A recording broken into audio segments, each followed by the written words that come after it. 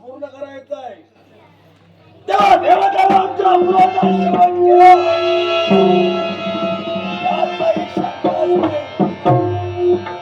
या साऱ्या 33 कोटी देवतांची चिंता मला पेटवायची आहे आणि त्यासाठी एकसारखा विचार करता करता देवाशी नारळाचं आगमन झालं. हे त्रिदासो एकसारखा विचार करतोय. होय, त्या देवतांचा मला सूड घ्यायचा आहे. अरे मग चिंता करू नकोस, याच मार्ग आहे.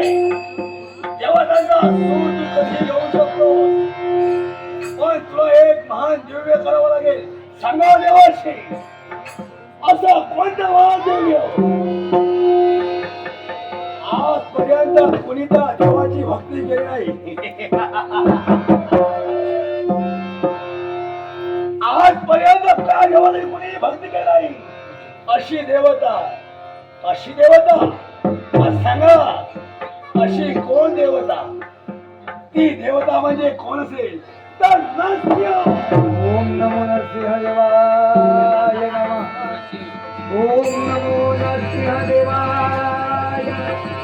ओम नमो नरसिंह देवाय. ओम नमो नरसिंह देवाय. त्या नरसिंह देवाची मी भक्ती केली. देव मला प्रसन्न झाला आणि देवाच्या मुखातून निघणारे शब्द, हे माझ्या प्रिय भक्त महा, तुला हवा द्यावा.